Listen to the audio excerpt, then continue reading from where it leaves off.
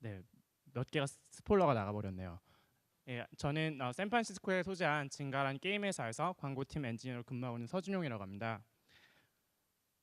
오, 말을 했더니 자동으로 넘어가는데요. 네. 저는 581이라는 숫자로 저를 일단 설명을 드리려고 하는데 581은 제가 오늘로써 진가에 근무한 지 딱 581일째가 되는 날입니다. 그만 이제 한 1년 반 정도 된 거고 한국으로 치면 이제 갓 신입 정도를 벗어난 정도의 엔지니어이기 때문에 제가 경험한 되게 개인적이고 주관적인 경험에 대해서 나눌 예정이고요.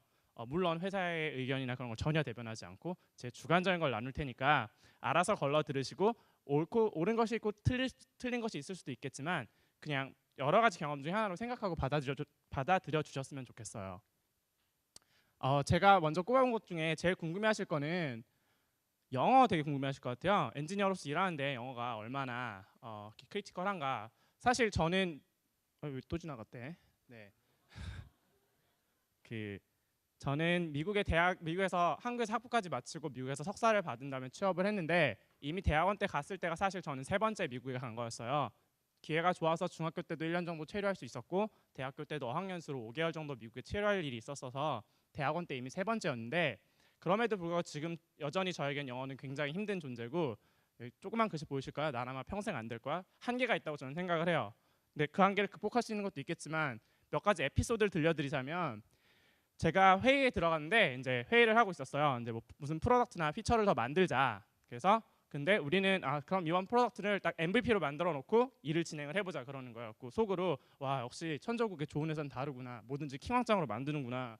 그 당연히 이걸 생각한 거죠. MVP 완전 좋은 거 짱. 근데 설명 듣다 보니까 아닌 것 같아요. 그래갖고 아니 뭐지 하고 해서 대충 알아듣는 채 다 하고 네네네 하고 나와서 긁어봤더니 구글에다가 이게 아니고 미니멈 바이블 프로덕트 최소 요건 제품이라는 단어를 가진 정말 돌아가고 기능에 충실해서 일단 돌아가는 걸 먼저 만들어서 올려보고 진행하자라는 소리였는데 저는 이제 회의에서 그 MVP를 잘못 알아들어서 그렇게 혼자 이해하고 소심하게 나왔던 경험이 있고 그 다음에는 이 두 단어를 코드 리뷰할 때 되게 많이 쓰더라고요. 그리고 저 LGTM은 뭘까?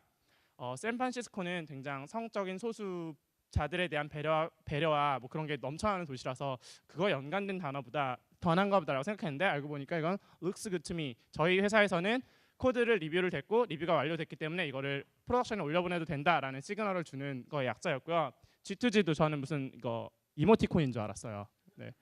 이모티콘 같잖아요. 네, 이렇게 뭔가 그치고 거의 비슷한 의미더라고요. 지금 있는 거 좋으니까 그대로 가자. 네, 많이 늘기는 해요. 근데 이제 한계가 분명 있고요. 그래서 대부분의 경우에는 눈치도 진짜 많이 넣어요. 한 80에서 90% 알아듣는 100% 알아듣는 것 같아요 이제. 그래갖고 난감한 상황에서는 대충 이런 표정을 짓고 있어요.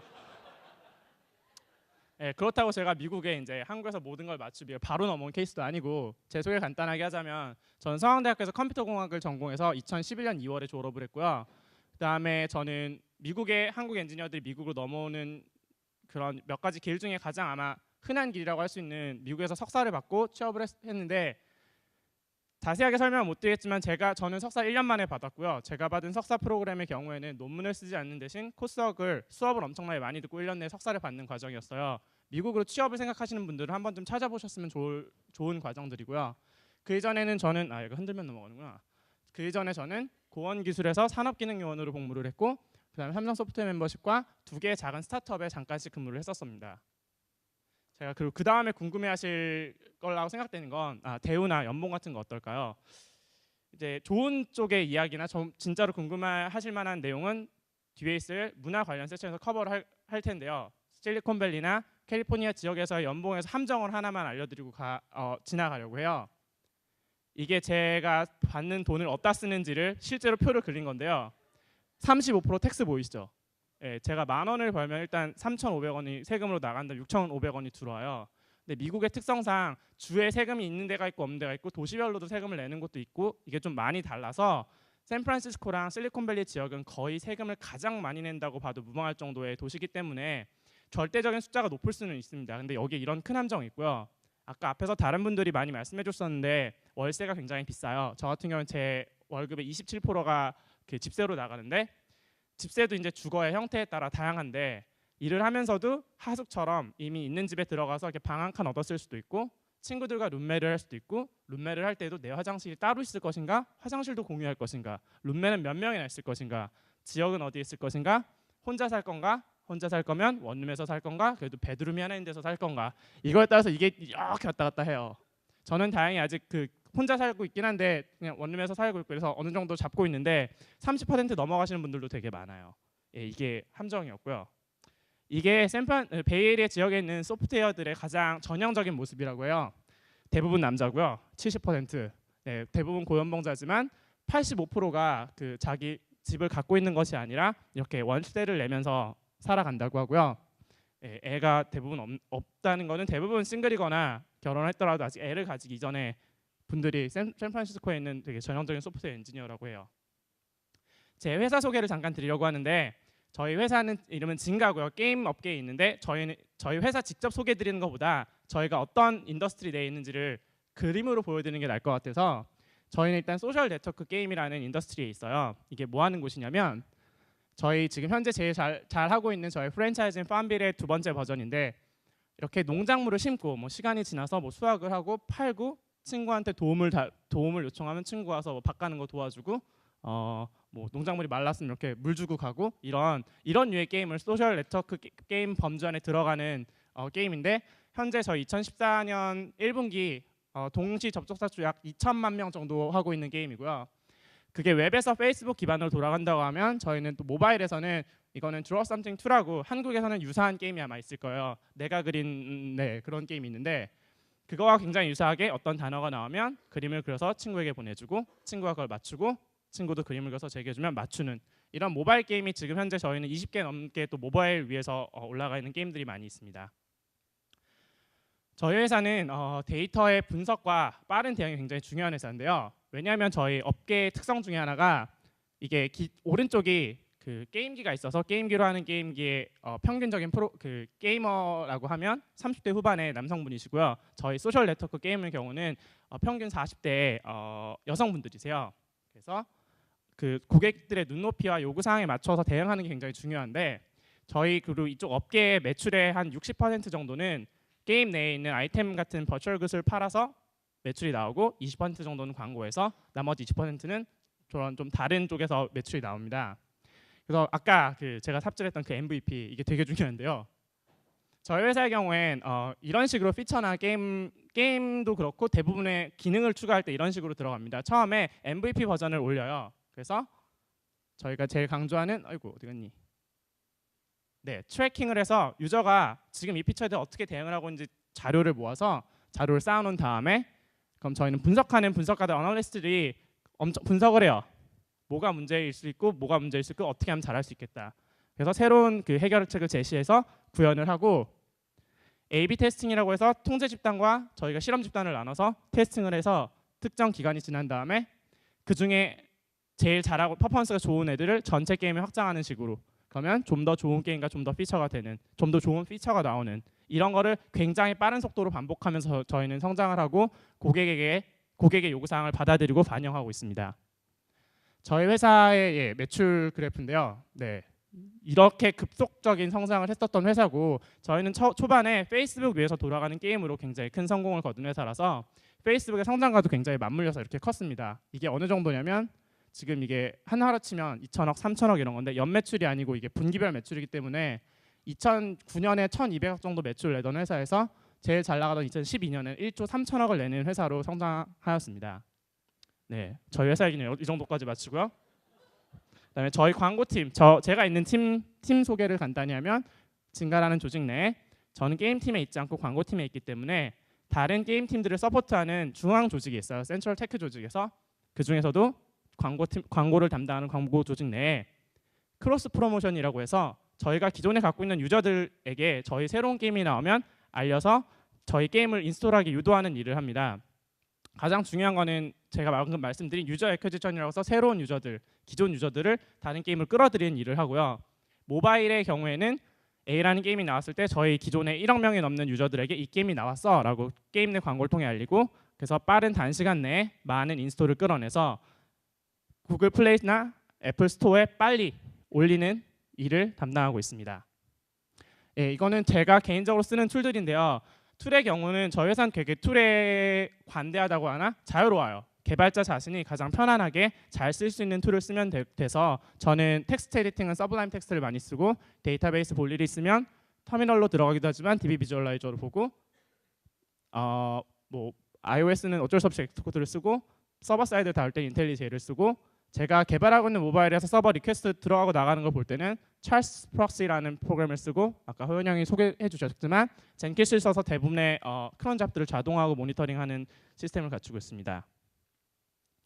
그리고 저희 회사에서 약간 일하는 방식 중에 하나는 매일 아침 10시 반에 개발팀 전체 저희 아까 그 원 4개 중에 저희 팀과 저희 위팀 진가 광고팀 전체가 모여서 스크럼이라는 회의를 해요. 이 스크럼의 회의의 목적은 내가 어제 뭐 했고 오늘은 뭐 할 거야. 근데 내가 지금 이거 하다 막혔어. 그러면 누군가가 그걸 풀어줘요. 막힌 거를. 그렇기 때문에 되게 시니어나 좀 높은 레벨의 엔지니어들 분들이 되게 능력이 좋으시고 멀티태스킹을 잘 하셔야 하는 게 어떤 팀원이 블러킹이 돼 있으면 그 친구는 그것 때문에 일을 더 못하고 있는 거기 때문에 그거를 좀 더 포커싱을 맞춰서 해줘요. 대부분 일을 잘하는 분들이 잠깐 자기를 멈추고 그 친구의 일을 도와서 풀어주고 지나가도록 하는 문화를 가지고 있고요. 저희는 협업을 굉장히 강조해서 뭐 어쩔 수 없이 협업을 강조해야 되는 게 뭐 오피스가 같이 안 쓸 수도 있고 뭐 인도에 쓸 수도 있고 캐나다에 쓸 수도 있고 다른 도시에 있는 경우가 많아서 협업 툴이 잘 갖춰져 있는 편인데 오른쪽 위에 RSA Secure ID는 저희 회사 자체 네트워크에 접속할 수 있도록 해주는 그 프로그램이고 중간에 제버라는 툴은 화상회의 뭐 다른 지역에 있는 분들이랑 일을 할 일이 있으면 일로 들어와 저 얼굴 보고 얘기하면서 얘기하자라고 하고 저희 회사의 거의 모든 커뮤니케이션 스카이프를 통해 이루어집니다. 저희 회사 공식 메신저이기도 하고 프로젝트는 아까 또 호연형이 보여주셨던 지라라는 툴을 사용하고 있고 저희도 역시 오픈소스인 GitHub을 사용해서 소스 버전 컨트롤도 하고 코드 리뷰를 저희는 거의 GitHub으로 다 합니다. 이게 제 스카이프 창 중에 하나인데 저렇게 이슈별로 스카이프 창이 생겨서 그 관계된 사람들은 그 채단에 있는데 제가 요 정도 갖고 있고 저희 매니저는 이거 한 창 3배 정도를 갖고 있어요. 그래서 신경 쓰고 모니터링 해야 될 일이 굉장히 많아서 그것도 굉장히 큰 능력으로 간주됩니다. 엔지니어들은 포커스해서 집중을 해야 되는 경우가 많은데 제가 그러니까 저기 올라오는 것들 그래도 이렇게 훑어보고 있다가 제가 필요하거나 내가 알거나 내가 도울 수 있는 일들은 뛰어들어서 빨리 도와주고 다시 제일로 돌아오고 네, 이거 하다 보면 영어 많이 늘 수밖에 없어요. 이거를 하나하나 읽어서 이해하기보다는 눈을 이렇게 보다가 내가 필요한가 안 필요한가 어디까지 알고 있으면 되냐 이걸 다 읽어서는 못 쫓아가요. 이거 다 쫓아가다는 일을 못 해요. 외국인 노동자에게 읽는 게 느리기 때문에 그래갖고 저 맨날 저 외국인 노동자라고 불러요. 네, 그렇게 많이 하고요. 이건 지라 아까 호연 형이 설명해 주셔서 이건 넘어가도록 할게요. 저희 회사도 대부분의 회사가 그렇겠지만 코드 리뷰 없이는 저희는 스테이징에도 보통 코드 리뷰 없이는 코드를 올리지 않습니다. 그래서 GitHub를 통해서 다른 피어 동료 누군가에게 룩스 굿미를 한번 받으면 그거를 스테이징에 올리고 그 다음에 프로덕션으로 반영하고 있습니다.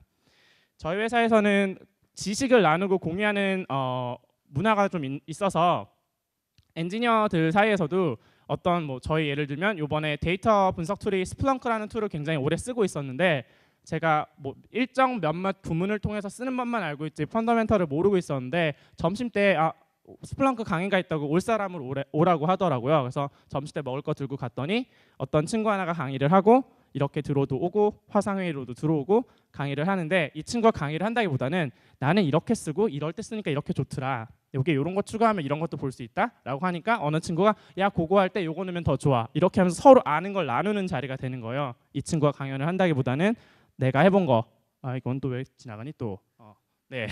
그리고 이제 외부에서 강사를 초빙해서 직접적으로 이렇게 강연을 듣는 경우도 있어요. 그런 경우에는 뭐 되게 자연스럽게 질문도 하고 이러는데 혹시 이분 누군지 아시는 분 계신가요? 게임 하시는 분들은 이름을 들어봤을 거예요. 타임머신을 개발하시는 분이라고 이렇게 부르기도 하는데 시드 마이어라는 분이세요. 문명, 롤러코스터 타이쿤 이렇게 게임 한번 시작하면 일주일 지나고 한 달 지나고 이런 게임을 만드시는 분이 오셔서 자기는 어떤 게임 메카닉을 선호하고 어떤 디자인을 어떤 방식으로 한다. 그러면서 우리 쪽 게임 개발자들의 질문을 받아주고 디스커션을 하고 그런 좋은 자리도 되게 자주 만들어주고요. 그 다음에는 이건 전사 미팅이라고 해서 C 레벨의 분들부터 시작해서 모든 회사 모든 사람이 참여하는 분기별에 한 번씩 있는 미팅이에요. 이럴 때는 좀 더 높은 레벨에 있는 분들이 우리 회사의 큰 그림은 어떤지 우리가 어떤 방향으로 나가가려고 하며 그 하부 조직들이 무슨 일을 성취해야 되며 그렇기 때문에 뭘 하고 있는지 현재 C레벨들이 하고 있는 우리 회사의 방향에 대해서 의문점이 있거나 좀 수긍하지 못하는 질문이 있으면 손 들고 그냥 물어보면 돼요. 돌직구를 던지면 대부분 받아주고 이제 조직이다 보니까 돌직구를 못 받아줄 수도 있어요. 그런 경우인데 어쨌든 소통할 수 있는 창구가 열려 있고 분기별 한 번씩은 이런 소통을 하는 것도 저희 회사뿐만 아니라 대부분의 기업에 있는 굉장히 좋은 문화라고 생각을 합니다. 네, 신나게 이야기를 많이 했는데 그래서 이런 데서 일하면 마냥 좋은가라고 하기에는 네, 저도 제가 가지고 있는 고민들이 있어요. 미리 다시 한번 말씀드리지만 일한 지 1년 반밖에 안 돼서 좀 소소한 고민들일 수 있는데 기본적으로는 저희 업계 특성이기도 한 고용 안정성이 굉장히 떨어져요. 뭐 좋은 것들을 많이 해주고 일하기엔 정말 좋은 환경인데 네, 가차없이 실력이 없다고 판단되거나 더 이상 필요가 없는 부서이거나 그 부서에 들어가는 돈보다 만들어내는 이익이 떨어진다고 하면 굉장히 좀 자유롭게 고용을 유연하게 가져가고요. 아, 말수나 진짜 잘했다. 예. 그렇기 때문에 근데 저는 외국인 노동자이기 때문에 그게 아주 직접적이에요. 잘렸다고 잠깐 쉴 수 있는 상황이 아니라는 거죠. 저는 H1B라는 취업 비자를 가진 상태로 일을 하고 있는데 영주권을 받기 전까지는 만약에 현재 저를 스폰서해준 직장에서 해고가 되는 경우에 법적으로는 바로 본국으로 돌아가는 상황이에요. 근데 비공식적으로 약 한 2주 정도는 보통 뻐기면서 다음 잡을 알아를 봐서 2주 내로 새로운 직장을 이렇게 받아내면 옮길 수는 있는데 불안하죠. 그리고 이제 아무리 내가 잘하고 있더라도 어떤 상황에 의해서 그냥 그런 레이오프라는 거에 이렇게 휩쓸려 갈 수도 있기 때문에 이게 굉장히 불안해요. 그 다음은 되게 잘 넘어가네요. 얼굴 그만 가라.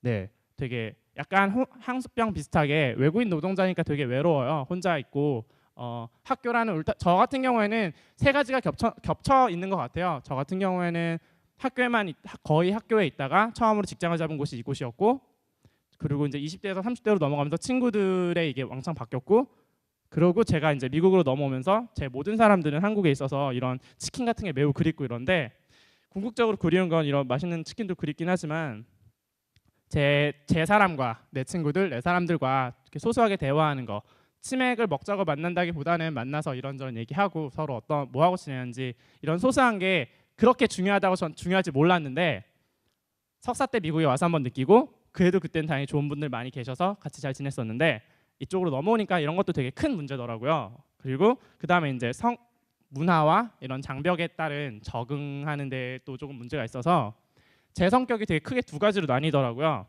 저는 어느 정도 나서서 말하는 것도 좋아하고 사람들이랑 기본적으로 대화하는 것 좋아하고 새로운 사람 만나는 걸 좋아하는 편이에요. 근데 이거는 어디까지나 제가 한국말로 할 때 네.